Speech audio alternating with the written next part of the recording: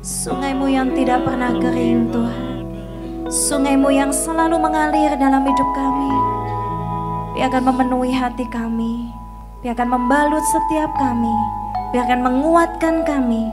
Biarkan memuaskan setiap hati kami yang dahaga Tuhan. Berbicaralah Tuhan Yesus Bapa kami yang kami kasihi. Tempat ini milik-Mu, gereja ini milik-Mu. Kami semua hamba-hamba-Mu Tuhan, datang memberikan persembahan kepadamu. Di dalam nama Yesus Kristus, mari yang siap memberi persembahan yang terbaik kepada Tuhan, kita katakan sama-sama, amin. Mari kita buka di dalam Matius pasal yang ke-20. Ayat yang pertama ada sebuah perumpamaan tentang orang-orang upahan di kebun anggur. Yang sudah dapat ayatnya, mari katakan haleluya. Kita baca dari ayat yang pertama, 2, 3. Adapun hal kerajaan surga sama seperti seorang tuan rumah yang pagi-pagi benar keluar mencari pekerja-pekerja untuk kebun anggurnya. 2, baca. Kira-kira pukul 9 pagi ia keluar pula dan dilihatnya ada lagi orang-orang lain menganggur di pasar. 4. 5. Kira-kira pukul 12 dan pukul 3 petang ia keluar pula dan melakukan sama seperti tadi. 6. 7. Kata mereka kepadanya, karena tidak ada orang yang mengupah kami. Katanya kepada mereka, pergi jugalah kamu ke kebun anggurku. Stop sampai di situ dahulu. Saudara yang dikasihi Tuhan, saya cukup tertarik dengan 7 ayat yang pertama ini karena selanjutnya kita sudah tahu kisahnya ya. Bagaimana pekerja-pekerja itu yang dipanggil sejak pagi-pagi merasa iri dengan orang yang dipanggil jam berapa tadi? Ada jam berapa saja? Ada berapa kelompok? Coba kita lihat. Kalau pada zaman itu saudaraku, kita harus tahu pada zaman itu ya kisahnya begini. Ada tuan rumah atau tuan tanah yang memiliki kebun ya, kebun anggur, dan biasanya kebiasaannya itu mereka menyewakan atau mencari pekerja ya, menyewakan tanah itu untuk dikelola. Kemudian kalau pada waktu musim panen ya, pada waktu musim panen itu buahnya harus segera dipetik sebelum musim dingin ya. Ada masa-masa untuk memetik buah anggur. Kalau melebihi jangka waktunya maka buahnya tentunya akan busuk. Yang kedua, kandungan gula di dalam anggur itu sangat tinggi ya. Jadi oleh karena itu pada waktu itu kalau sudah musim panen saudaraku, itu buahnya sangat banyak di kebun dan mereka tidak cukup bekerja dengan apa yang ada. Sehingga mereka kebiasaan pada waktu itu adalah sangat wajar orang datang pagi-pagi atau jam berapa mereka duduk-duduk di pasar atau di tempat-tempat keramaian lalu menunggu orang si tuan yang baik hati yang membutuhkan pekerjaan, entah untuk mengangkat barang atau untuk memetik buah ke kebunnya dan lain sebagainya. Nah, jadi kalau disebutkan di situ pagi-pagi benar, itu disebutkan sekitar jam 3 sampai jam 6 pagi. Anggaplah paling molor jam 6 pagi, ya. Jadi pada waktu itu jam kerja orang yang sebetulnya kalau sekarang jam kerja berapa jam? Berapa jam? Halo, yang bekerja berapa jam? 8. Kalau zaman dulu itu kerjanya 12 jam. Ya. Kerjanya 12 jam dan upahnya 1 dinar. Jadi jam 6 pagi itu bekerja, start bekerja, selesainya jam 6 malam, ya. Jadi pada waktu itu si tuan ini, Yesus memberikan perumpamaan, si tuan ini datang ke pasar pagi-pagi benar sekitar mungkin jam 5 ya. Dia sudah datang ke pasar lalu lihat ada orang, oh ada pekerja.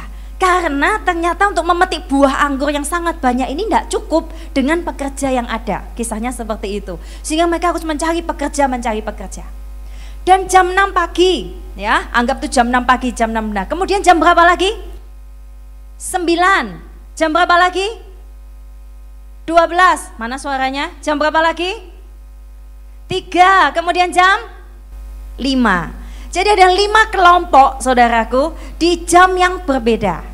Nah, kalau Anda lihat kisah selanjutnya, Anda akan melihat bagaimana orang yang dipanggil jam 6 pagi, jam 12, jam 3 ya, jam 9 pagi, mereka iri kepada orang yang datang mungkin dengan jam 3, dengan orang yang jam 5, kan baru datang. Ya, apakah yang jam 5? Jam 5 berarti kerja cuma berapa jam? 1 jam. Yang jam 6 pagi kerja, saya percaya mereka itu bekerja dengan segenap tenaga loh, nggak nganggur. Yang jam 12, ya mereka cuma punya waktu 5 jam, mereka bekerja dengan luar biasa 5 jam. Yang kerja jam 5, saya percaya dia juga bekerja keras, walaupun tidak sebanyak hasil dari pemetikan dari orang yang bekerja dari jam 6 pagi. Kalau kita lihat ayat selanjutnya, itu mereka menjadi iri hati, mereka menjadi marah, kenapa upahnya sama? Ya, sebetulnya saudaraku, ini menunjukkan sebuah sikap hati kita. Ketika kita membaca kisah ini, kita ini adalah orang yang di golongan pekerja jam berapa? Ada orang yang berkata, oh ini menggambarkan usia. Ada orang yang dipanggil di usia senja, sudah mau meninggal jam 5, ya. Ada orang yang dipanggil pagi-pagi, masih sangat muda dipanggil Tuhan, terserah, bisa juga. Tetapi kita menunjukkan sikap hati kita.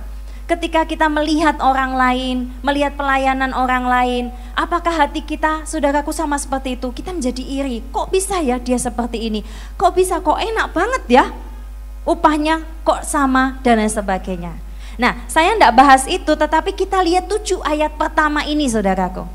7 ayat pertama ini, saudaraku, menggambarkan berbagai macam orang yang dipanggil untuk bekerja di ladang kebun anggur. Saya percaya setiap kita, Tuhan tidak pernah menginginkan kita yang namanya menganggur. Apa? Kasih salam dulu teman kanan kiri, Tuhan tidak suka kamu menganggur. Ya, ini musim liburan, biasanya ini musim yang menyenangkan sekaligus membosankan. Kenapa? Menganggur, ya. Nggak ngapa-ngapain, saya juga boring, saudara, ya. Boring banget, ya. Nggak ngapa-ngapain, ya. Mau mikir hawa-hawa liburan agak males, ya. Mau kerja hawa-hawa liburan agak males mikir, agak males ini, agak males itu, ya. Itulah menganggur. Tapi ayat yang ayat yang ke-6, ya, jam 5 si tuan ini datang. Lalu ditanya, kenapa kamu masih menganggur di sini sepanjang hari? Lalu si orang yang jam 5 datang ini berkata, karena tidak ada yang mengupah kami. Si tuan ini, saya percaya ini menggambarkan Tuhan kita, Bapa kita sebagai pemilik kebun anggur, di mana Tuhan rindu, saudaraku, kita semuanya dipanggil masuk di dalam kebun anggurnya Tuhan. Yang percaya katakan amin. Amin. Kita semua Tuhan rindukan, dipanggil sekali lagi. Anda tua, Anda muda, Anda masih kecil, kita semua Tuhan rindukan. Tidak ada yang menganggur, karena Tuhan tidak suka melihat orang menganggur. Ketika dia lihat pekerja-pekerja di pasar, dia lihat ada orang, ya, duduk-duduk di sana nggak ngapa-ngapain, jam 12 siang bolong, ya, hanya makan nasi bungkus di pasar. Si tuan ini hatinya tergerak, aduh kok nganggur. Karena dia tahu di ladang kebun anggurnya ini musim panen dan harus segera dipanen. Saya percaya ladang Tuhan itu begitu luasnya. Ladang pelayanan yang Tuhan bisa siapkan buat kita, yang bisa kita lakukan, itu sangat luas, tidak terduga, saudaraku. Kalau itu satu kebun saja, tapi saya percaya di ladang Tuhan itu begitu luas. Dan Tuhan mau setiap kita tidak menganggur, karena Tuhan tidak suka orang menganggur. Sekali lagi, Tuhan tidak suka orang menganggur. Oleh karena itu, ketika Tuhan lihat orang yang jam 5, kenapa kamu menganggur di sini sepanjang hari? Jawaban mereka mengejutkan. Tidak ada yang mengupah kami, tidak ada yang memanggil kami, tidak ada yang menyuruh kami, tidak ada yang kasih surat undangan pada kami untuk kami melayani, untuk kami datang ke kebun anggur. Saudaraku, inilah kadang reaksi kita. Ketika kita ditanya, Tuhan, kenapa kamu gak melayani? Kenapa kamu menganggur saja? Kenapa hidupmu cuman begitu, ya? Tidak ada pelayanan, tidak ada buah, tidak ada dampak. Itu namanya menganggur. Gereja harus bekerja. Kita, saya dan Anda harus bekerja. Maksudnya apa? Mungkin Anda bisa saja bekerja dalam sebuah perusahaan, saya bekerja dalam pelayanan dan sebagainya. Tapi kita sebetulnya menganggur di ladang Tuhan. Itu sangat bisa. Bekerja di ladang Tuhan artinya melakukan sesuatu seperti yang diinginkan oleh Tuhan kita. Di mana? Di ladang-ladangnya Tuhan yang begitu luas itu. Sedangkan kita beralasan tidak ada yang menyuruh saya pelayanan. Mungkin itu adik-adik kita, atau Anda di sini yang dengar firman Tuhan, Anda merasa, iya ya, aku kok nggak pelayanan apapun ya. Iya ya, aku kok tidak melakukan apapun ya untuk jiwa-jiwa ya, untuk Tuhan, untuk menuai kebun anggurnya. Saudaraku, mari kita lihat diri kita masing-masing. Mungkin ada orang-orang di tempat ini yang pelayanannya super multi, jadi Superman dan Supergirl ya, merangkap 10 bidang pelayanan, luar biasa kan gitu ya. Jadi usher iya, choir iya, jadi kalau waktunya usher ke sana, choir naik gitu ya. Setelah itu jadi kolektan, kemudian angkat-angkat, wih ya, guru sekolah minggu, luar biasa. Tapi ada juga mungkin di tempat ini yang satu pun enggak. Kenapa demikian saudaraku? Saya enggak menyindir ya, ini firman Tuhan. Tuhan bilang, kenapa kamu menganggur selama ini? Menganggur bukan berarti Anda ke gereja ya, itu bisa juga Anda menganggur, artinya menganggur ini bekerja ya, bekerja. Kalau Anda datang beribadah, Anda datang melakukan apa yang menjadi kewajiban Anda, melayani Tuhan, menyembah Tuhan. Tetapi bukan cuma itu yang Tuhan mau Anda datang ke gereja selesai. Tetapi Anda, Tuhan rindukan supaya Anda menghasilkan sesuatu, ada buah yang Anda petik. Saya percaya mereka semua yang dari jam 6 pagi sampai jam 5, mereka memetik buahnya. Walaupun ada yang 1 tandan, 3 tandan, 4, ada yang 100, yang jam 6 itu sudah banyak sekali pasti buahnya. Dan mereka mempersembahkan tutuan tanahnya. Dan walaupun dapat 1 dinar, kita tidak permasalahkan itu. Tetapi saudaraku, saya cuma mau panggil Anda semua di tempat ini. Anda termasuk golongan pekerja yang jam berapa? Dan maukah kita untuk masuk ke ladangnya Tuhan? Tuhan setiap kali melihat orang, dia selalu berkata, mau masuk ke ladangku? Mau enggak kamu jadi pekerja di ladangku? Jangan kita berkata, enggak ada enggak ada kak yang mengajak saya pelayanan kok. Oh di PIC, di Dewasa Muda enggak ada yang ngajak saya, enggak ada yang suruh saya pelayanan.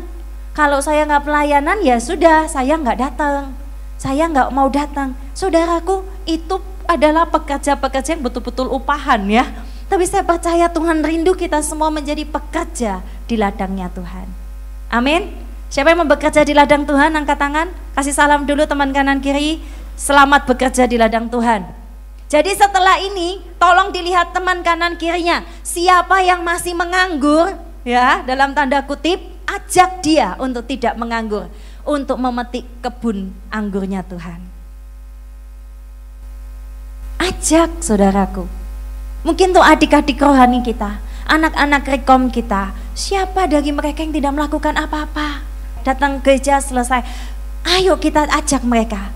Kebun anggur Tuhan sangat luas, sangat luas.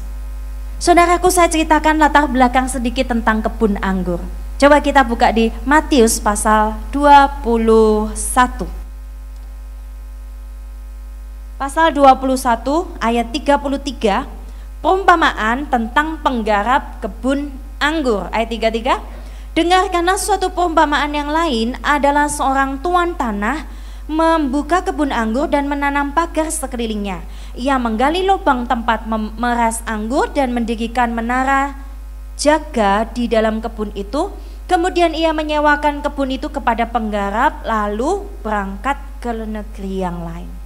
Jadi saudaraku, perumpamaan ini adalah perumpamaan yang sangat biasa pada waktu itu dialami oleh bangsa Israel, karena mereka sudah mengetahui budaya ini, hukum ini, aturan ini, di mana tuan tanah itu akan menyewakan kepada penggarap-penggarap kebun anggur sewa tanah, dan mereka akan menggarap tanah itu dan nanti akan si pemilik tanah akan mengambil hasilnya, disewakan untuk dikelola, ya. Jadi ceritanya demikian. Dan pada waktu itu tugas, kewajiban dari si pemilik tanah ini adalah, yang pertama, dia harus melakukan namanya penjagaan atau pagar. Jadi kalau kebun anggur itu harus dipagari supaya tidak ada pencuri dan hewan-hewan lain sebagainya. Lalu dilubangi, ada lubang-lubang tertentu untuk pemerasan anggur. Lalu yang ketiga, ada yang namanya pos-pos menara jaga, ya, pos-pos penjagaan, pos satpamnya di situ, ya. Itu adalah tugas dari si tuan tanah. Dan saya lihat di sini perumpamaannya bahwa si tuan tanah ini sudah melakukan tugasnya, dia sudah melakukan segala kewajibannya untuk supaya kebun anggurnya ini betul-betul akan berbuah, betul-betul akan menghasilkan sesuatu. Saudaraku, yang dirindukan Tuhan terhadap kita, yang dirindukan si tuan tanah ini kepada kebun anggurnya, saya percaya cuma satu, yaitu buahnya. Betul? Tuhan itu selalu mencari buah di dalam diri kita. Tuhan itu selalu mencari, melihat apakah hidup kita, apakah perjalanan hidup kerohanian kita sudah berbuah atau tidak. Saudaraku, pada waktu itu ya, tahun pertama, tahun kedua, tahun ketiga dan tahun keempat, itu si pemilik tanah tidak mengambil full hasil tanahnya. Dia tahu ini adalah 4 tahun awal untuk mengelola tanah itu dan ada musimnya. Jadi dia tidak akan menuntut lebih dari 10% saja, 10% maksudnya, 10% saja dari hasilnya. Padahal waktu itu mungkin ya, kebun-kebun anggur itu belum berbuah pastinya, ada musimnya. Tapi oleh karena itu kalau kalian lihat di kebun-kebun anggur ya, Anda akan melihat tanaman-tanaman lain di sekitarnya. Anggur itu lama ya untuk berbuahnya ya. Ada timun, ada labu di sana, ada buah-buahan lain, semangka mungkin ya, dan lain sebagainya. Itu di sekitar kebun itu. Jadi ketika si tuan tanah ini meminta 1/10-nya, itu adalah dari hasil-hasil tanaman yang lain.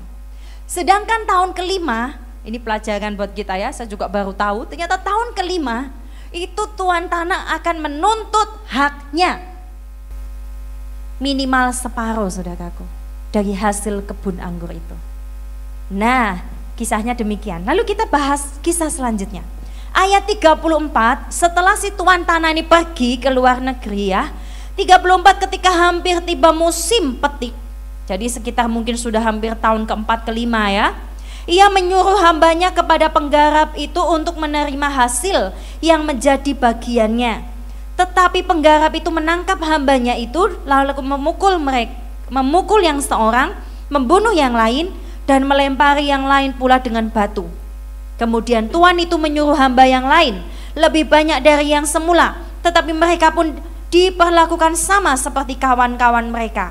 Akhirnya ia menyuruh anaknya kepada mereka. Katanya, anakku akan mereka segani. Tetapi ketika penggarap itu melihat anaknya itu, mereka berkata kepada seorang dengan yang lain, ia adalah ahli waris, mari kita bunuh dia, supaya warisannya menjadi milik kita. Mereka menangkapnya dan melemparkannya ke luar kebun anggur itu, lalu membunuhnya. Tragis kisahnya ternyata. Ternyata si penggarap kebun anggur ini yang sudah dipercaya untuk disewakan, saudaraku, ternyata punya motivasi lain, yaitu ingin menguasai, ingin merebut kebun anggur itu untuk menjadi hak miliknya.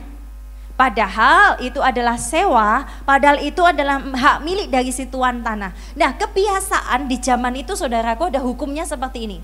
Kalau si tuan tanah tidak datang 3 tahun berturut-turut untuk mengunjungi kebun anggurnya, maka kebun anggur itu akan ditinjau ulang untuk disahkan siapa pemiliknya sebenarnya atau seterusnya. Jadi kalau 3 tahun berturut-turut tidak datang, maka dianggap dia tidak memiliki, begitu ya kasarannya. Nah, oleh karena itu pada waktu itu menjadi sebuah tradisi, mereka selalu mengirimkan yang namanya utusan-utusan. Utusan datang untuk melihat, untuk mengecek, mengambil apa yang menjadi hak dari tuan ini ya, dibunuh, dikirim lagi, dibunuh, dikirim lebih banyak, dibunuh. Lalu akhirnya yang paling tragis, saudaraku, si tuan ini merasa kok bisa anaknya yang malah disuruh, karena dia tahu anaknya ini yang adalah hak warisnya ya. Jadi ini pasti akan menentukan siapa sebetulnya untuk menegaskan tanah ini punya siapa sebetulnya. Tapi si penyewa-nyewa penggarap kebun anggur ini malah membunuh si ahli waris. Ini menjadi sebuah perumpamaan juga tentang bangsa Israel yang telah membunuh para nabi-nabi, tidak mau diingatkan oleh para nabi-nabi, bahkan sampai anaknya yang tunggal, Tuhan Yesus Kristus, datang ke muka bumi tetap dibunuh. Tapi lepas dari itu saudaraku, mari kita lihat diri kita dulu. Kebun anggur begitu luas, Tuhan panggil kita untuk jadi pekerja. Yang kedua saudaraku, kita dipercaya Tuhan untuk mengelola yang namanya kebun anggur yang sudah Tuhan percayakan kepada kita. Saya percaya semua yang kita miliki di muka bumi ini bukan milik kita. Berapa tabungan kita? 1 M? Amin ya. 100 juta, 200 juta, itu bukan milik kita saudaraku. Orang tua kita, anak-anak kita, sahabat-sahabat kita, itu juga bukan milik kita. Milik Tuhan yang dititipkan kepada kita. Pelayanan kita, gereja kita, rekom kita, ya, atau mungkin apapun pelayanan kita itu bukan milik kita. Tapi kita harus tetap memiliki, ya, perasaan memiliki ini terlalu memiliki. Dia ingin memiliki segalanya yang dimiliki oleh tuan tanah ini saudaraku. Apa sih maksudnya ini saudaraku? Tuhan yang pertama menuntut buah dalam hidup kita. 4 tahun pertama Tuhan mungkin, nah, dalam artian ya, Tuhan tidak menuntut terlalu banyak. Seorang bayi rohani, seorang anak-anak ya, yang baru pertama kenal Tuhan Yesus, yang baru pertama bertobat, saudaraku, saya pertama Tuhan tidak menuntut terlalu banyak. Dia tahu kapasitas kita. Dia tahu engkau mungkin masih ngambekan, masih harus diberitahu, dan kasihnya luar biasa. Waktu itu seolah-olah kita mengalami kasih Tuhan terus mengalir dalam hidup kita. Doa dijawab terus sama Tuhan. Enak sekali. Nggak ada tuntutan pelayanan, nggak ada orang yang bencekno di sekitarmu ya. Kalau ada yang menjengkelkanmu, nggak ada tuntutan bahwa engkau yang harus dulu minta maaf. Sakit, engkau nggak dilukai banyak orang, mungkin ya seperti itu keadaan kita awal-awal. Tetapi saudaraku, Tuhan tahu ketika musim petik, yaitu ketika Tuhan melihat dalam hidup kita sudah waktunya harusnya engkau itu menghasilkan buah. Sudah berapa banyak tahun kita sudah hidup sebagai anak Tuhan saudaraku. Saya sejak kecil TK sekolah minggu ya, bertobat waktu SMP SMA, baru melayani Tuhan, sungguh-sungguh sama Tuhan. Itu saya menganggap sebagai awal pertobatan saya. Sudah berapa belas tahun? Anda sudah berapa tahun? Dan sudah waktunya, mungkin Anda sudah masuk tahun ke-5. Oh, berarti sudah waktunya saudaraku. Tuhan betul-betul rindu untuk memanen sesuatu dari hidup kita. Sudah ada buah enggak? Renungkan dalam diri kita. Apakah Anda menganggur? Yang kedua, sudahkah Anda menghasilkan buah itu? Buah iman, buah kesetiaan, buah ketekunan, segala macam buah saudaraku. Kita harus terus berusaha saudaraku. Walaupun itu sulit, itu berat. Dari tanah yang kotor, terus kita harus menghasilkan buah. Dari tanah yang gelap, akar semakin dalam dengan Tuhan, kita akan menghasilkan buah. Nah, yang selanjutnya saudaraku, maksudnya adalah apakah kita sudah dipercaya oleh Tuhan dalam segala apa yang sudah Tuhan berikan itu. Kita sudah mendapatkan pelayanan, ladang, ya. Kita sudah mendapatkan keluarga, kita sudah mendapatkan mungkin pekerjaan, ya, dan lain sebagainya, uang. Sudahkah kita dipercaya Tuhan? Ataukah kita seperti mereka? Kita membunuh si tuan itu, kita menyingkirkan si tuan itu, kita singkirkan Tuhan dan berkata Tuhan ini milikku. Mereka ingin melakukan segala sesuatu sepenake dewek saudaraku. Kalau ada hukum waktu itu ya, tahun ini harus ini, ada utusan ngambil uangnya, mereka nggak mau. Mereka nggak mau terikat dengan aturan-aturan itu. Ya, itu terlalu ribet buat mereka. Mereka maunya seenake dewek. Ditanam apa ya terserah mereka. Kapan menanam ya terserah mereka. Mereka ingin mendapat semua haknya. Hasil dari kebun anggur itu hanya untuk mereka senikmati sendiri. Saudaraku yang dikasihi Tuhan, apa kita cukup serakah seperti penjaga kebun anggur ini? Coba renungkan dengan diri kita saudaraku. Kadang kita begitu serakahnya dalam hidup kita. Kita menginginkan segala sesuatunya adalah untuk kesenangan kita. Kita menginginkan ladang-ladang pelayanan untuk apa? Kehormatan kita. Kita menginginkan mungkin pelayanan, uang, dan segala sesuatu yang kita miliki untuk siapa? Untuk kita dan untuk kita. Saudaraku, manusia itu egois. Kita tidak mau mengikuti yang namanya aturan-aturan hukumnya Tuhan. Kita coba singkirkan semua hukum-hukumnya Tuhan, ya.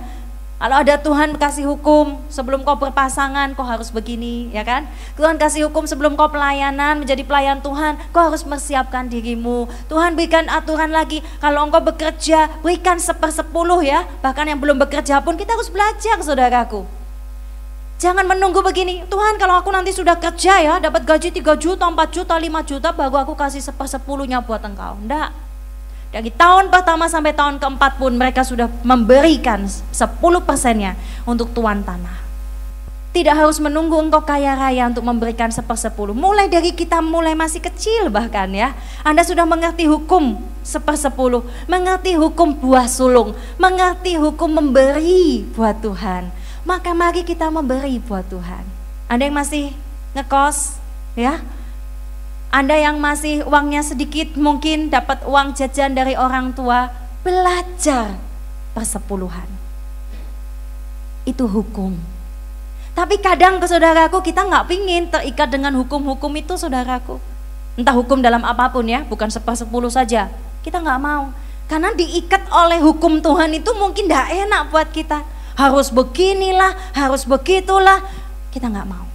Kalau saya suka sama seseorang, ya sudah, saya mau sama orang itu. Kita nggak tanya Tuhan dulu misalnya. Padahal Tuhan mau memberi yang terbaik buat kita. Mau bekerja, ya enggak apa-apa cek. Di kota manapun saya bekerja, kalau siapapun yang menerima saya mau. Saudaraku nggak bisa seperti itu. Anda harus berdoa, Tuhan di kota mana saya harus ditempatkan. Di gereja ini Tuhan saya rindu melakukan sesuatu. Ada hukum-Mu di sini. Aku mau mengikutinya, aku mau mengikuti apa yang menjadi aturan-aturannya. Saudaraku kita nggak bisa hidup tanpa aturan. Tapi berapa banyak kita serakah untuk mencari segala sesuatu untuk kesenangan. Kita serakah, kita nggak mau ikuti aturan-aturan itu, menyingkirkan Tuhan di dalam hidup kita. Saudaraku dalam hukum, kalau kita mengaku Yesus sebagai Tuhan Raja kita, itu berarti adalah sebuah pemerintahan, sebuah kingdom, sebuah kerajaan, sebuah pemerintahan. Segalanya ada aturannya. Ketika engkau semakin dekat dengan Tuhan, ada aturannya. Apa yang akan terjadi pasti ada. Tapi kalau engkau semakin jauh dari Tuhan, tidak mau bertobat saudaraku, tidak mau berdoa, dalam keadaan apapun engkau enggan untuk bicara sama Tuhan, pasti ada akibatnya. Segalanya ada aturannya saudaraku. Oleh karena itu, mari ya, kita betul-betul sungguh-sungguh menjadi orang yang dipercaya di ladang Tuhan. Coba kita lihat ayat yang ke-40, 40 ya. Maka apabila tuan kebun anggur itu datang, apakah yang akan dilakukan dengan penggarap itu? 41 tolong dibacakan. Sudah? Matius 21, 41, 23. Dibacakan, tolong dibacakan. Ayat 41, 23. Baca. 42. Kata Yesus kepada mereka, belum pernahkah kamu baca dalam kitab suci, batu yang dibuang oleh tukang bangunan telah menjadi batu penjuru. Hal itu terjadi dari pihak Tuhan, suatu perbuatan ajaib di mata kita, dan sebagainya, dan seterusnya. Anda bisa baca sendiri. Saudaraku, saya percaya Tuhan rindu memanggil kita di ladang Tuhan. Tempat ini begitu banyak ladang yang Tuhan sudah kerjakan. Dari yang awalnya tidak percaya ada sekolah, saudaraku, sampai sekarang sudah dari playgroup sampai SMA dengan cara yang ajaib menurut saya. Dari kita yang tidak punya apa-apa, saudaraku, gereja satu ruko kecil, kita bisa sewa tempat ini. Kita bisa memberikan berkat untuk para pekerja, saudaraku, walaupun jujur ya, itu sudah ngepas sekali. Karena dengan persembahan dan perpuluhan yang ada, saudaraku, itu sudah sangat ngepas. Tetapi saya percaya Tuhan masih pelihara kita. Tuhan masih merindukan begitu banyak karya-karya yang akan Tuhan nyatakan buat Anda, saudaraku. Kita malah menginginkan ladang tuan-tuan tanah yang lain, sedangkan tuan tanahnya sudah memanggil kita, maukah engkau kerja di ladangku? Aku sedang butuh kebun anggurku, sudah musim panen. Tapi kita malah memikirkan yang lain. Anda yang sudah bekerja bukan berarti Anda sudah settle, sudah selesai, saudaraku, sudah stagnan. No, Anda harus menjadi dampak, Anda harus bekerja, bukan menganggur di marketplace Anda. Bekerja buat Tuhan. Saudaraku yang dikasihi Tuhan, tugas kita melatih anak-anak kita, adik-adik kita, mengajak mereka untuk bersama-sama menjadi tim di dalam ladang-ladang Tuhan. Pertanyaannya, Kenapa sih misalnya? Si penarinya misalnya menarinya hanya 5 orang itu saja ya. Sampai 10 tahun lagi ya cuma 5 orang itu saja, betapa menyedihkan saudaraku. Lalu ditanya ya, sampai Yoke mungkin umur 40, 50 yang nari Yoke terus ya. Ya puji Tuhan dia harus tetap menari umur 50 ya. Tapi maksudnya tidak ada wajah baru ya. Yang muda-muda nggak ada yang nari sampai jadi mak-mak ya mereka terus saudaraku. Saya percaya mak-mak pun bisa menari ya. Tidak ada batasan usia melayani Tuhan selama otot dan pinggang masih kuat ya kan. Tetapi saudaraku kenapa? Kok yang menari itu saja? Lalu kita berkata, Tuhan kirimkan dong Tuhan pekerjamu, kirimkan pelayan-pelayanmu. Pertanyaannya, sudahkah engkau merekrut? Sudahkah engkau mengajak? Sudahkah engkau melatih? Kalau selama 10 tahun itu ternyata tidak ada regenerasi saudaraku, tidak ada pelayan, tidak ada tim yang lebih banyak lagi berkumpul. Pertanyaannya, mungkin karena engkau tidak pernah melahirkan penari-penari baru. Kita cuma menunggu penari-penari yang sudah jadi saudaraku, yang tariannya hebat, yang tariannya luar biasa, yang dasar basicnya balet, penari balet dan juara saudaraku. Baru Anda bertepuk tangan, wah ini adalah pelayanan, ini adalah pelayan Tuhan. Saudaraku, karena kita nggak pernah melahirkan pemusik-pemusik. Kenapa kok musik yang main itu aja misalnya? Kenapa yang Asher itu aja? Kenapa yang main flag itu aja? Karena kita nggak pernah melahirkan mereka. Ayo semua tim divisi pelayanan, lahirkan pelayan-pelayan baru. Lahirkan pekerja-pekerja baru. Ajak mereka yang masih menganggur di pasar gitu tadi. Ajak mereka, tawarkan kepada mereka kebun anggur Tuhan masih banyak yang harus dipanen. Ajak mereka, lalu dampingi mereka, latih mereka saudaraku. Setelah kita mengajak mereka, jangan malah iri. Ya, kok enak kamu baru diajak aku pelayanan sekarang kamu sudah tampil jadi WL. Tidak boleh saudaraku. Satu kebanggaan dari pemimpin adalah melihat anaknya lebih hebat dari dia. Sebuah kebanggaan keberhasilan ya kita sebagai pemimpin adalah kalau kita bisa melihat anak-anak kita dipakai sama Tuhan. Nah saudaraku yang dikasih Tuhan, oleh karena itu mari kita sama-sama kasih tos dulu teman kanan kiri. Ajak pekerja sebanyak mungkin. Ayo kasih tos dulu, ajak pekerja sebanyak. Jadilah pekerja Tuhan saudaraku, jadilah pekerja Tuhan. Jangan takut untuk masuk ke dalam ladang-ladang Tuhan. Ladang Tuhan begitu luas. Jadi kalau Anda mungkin ya merasa divisi pelayananmu, kenapa ya kok pelayanannya cuma sedikit, kenapa orangnya sedikit? Lihat kembali, tinjau kembali, siapa orang yang masih menganggur di gereja ini? Oleh karena itu kalau kita melahirkan pelayan-pelayan baru itu rasanya bahagia. Kalau kita bisa melihat pemimpin-pemimpin yang baru dilahirkan. Kita renungkan firman Tuhan. Saudaraku, ladang Tuhan begitu luas. Bukan hanya pelayanan mimbar, bukan hanya pelayanan yang kelihatan saudaraku. Anda bekerja melayani Tuhan, Anda bekerja di marketplace juga bisa melayani Tuhan. Dimanapun Anda bisa melayani Tuhan. Tapi saudaraku, saya percaya panggilan Tuhan ada buat setiap kita masing-masing. Kalau Tuhan panggil engkau di tempat ini, jangan coba-coba kita melihat untuk sebuah panggilan yang lain. Kalau Tuhan panggil engkau di gereja ini, janganlah engkau ragu lagi saudaraku, untuk sungguh-sungguh memberikan hidupmu, waktumu, tenagamu untuk melayani Tuhan dengan segenap hati. Lihat ladang kebun anggur itu, sudah musim petik, sudah musim untuk menuai. Jangan kita menyingkirkan tuan tanah kita. Jangan kita menyingkirkan Tuhan kita dan berkata, Tuhan aku mau mengambil semuanya untuk diriku sendiri. Tidak saudaraku, segalanya ada aturannya, ada hukumnya. Belajar untuk mau mengikuti hukum-hukum Tuhan. Mari dengan rendah hati bawa persembahan kita kepada Tuhan. Kita kepada Tuhan. Kita kepada Tuhan, kita kepada Tuhan.